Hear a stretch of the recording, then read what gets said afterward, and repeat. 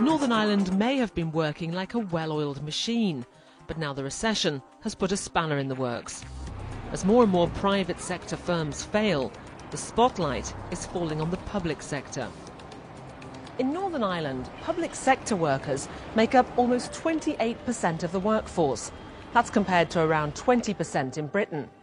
That means the wages of almost a third of all workers here are paid from the public purse. On top of that, the private sector here is smaller than it should be, although addressing that means persuading firms to create more jobs here. And in the current climate, that's going to be difficult. So, as the number of redundancies here keeps rising, a public sector job seems like a safer bet. But while a large public sector may benefit the individual workers, does it really help Northern Ireland? Keeping a big public sector is something of a consolation. It means there are more people who have less immediate fear that they're going to lose the jobs. If we've got more people in the public sector and we're not using them efficiently, I don't take much comfort from that. In a time of recession that we are now in, where unemployment is increasing, where there's a greater need for services to assist people to get jobs, to assist people to get training, more people have to claim benefits. This is a time when actually the number of public servants have to increase, not decrease. The added complication here is that many of our public servants' work is related to political structures, and the size of those is not always based on need.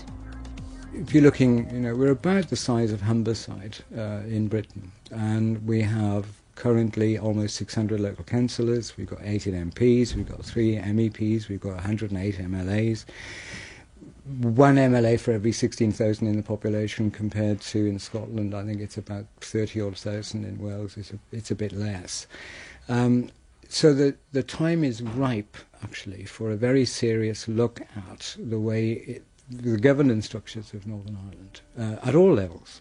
And that includes public sector workers. According to the most recent figures, the Department for Social Development employs more than 7,500 people. The Agriculture Department just under 4,000. More than 3,500 work for the Department of Finance and Personnel, and the Northern Ireland office still employs more than 2,000 people. The difficulty there is that there are very few tools that the executive has to promote, if you like, private sector economic growth.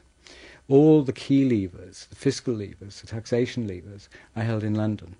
We're dependent on a block grant. We have very, very limited scope for manoeuvre in terms of revenue raising.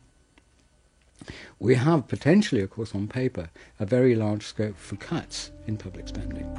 But is cutting public sector jobs really the quick fix, it seems?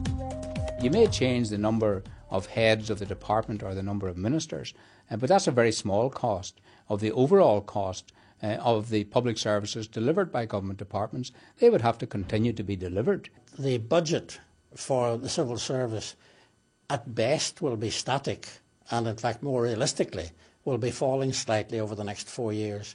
That's possibly, indeed probably, unavoidable, and this means we nearly need to think our way through how do we deal with a civil service structure which is smaller. And if the size of government is political, what would be the political impact of reducing government departments? If it was 6, you would have 3 DUP, 3 Sinn Féin, and 1 UUP and 1 SDLP. 3 each for the 2 major parties, because of course they've also got the First and Deputy First Minister. That will be perceived by some as meaning that the iron grip of the 2 major parties has been tightened even more as a consequence of that. It would be a very explicit representation of the 2-party dominance. So this duopoly would be reinforced, if you will. I don't think in the context of Northern Ireland that is a good thing. However deep any cuts might be, the job now facing the politicians is to make sure Northern Ireland's economy doesn't grind to a halt.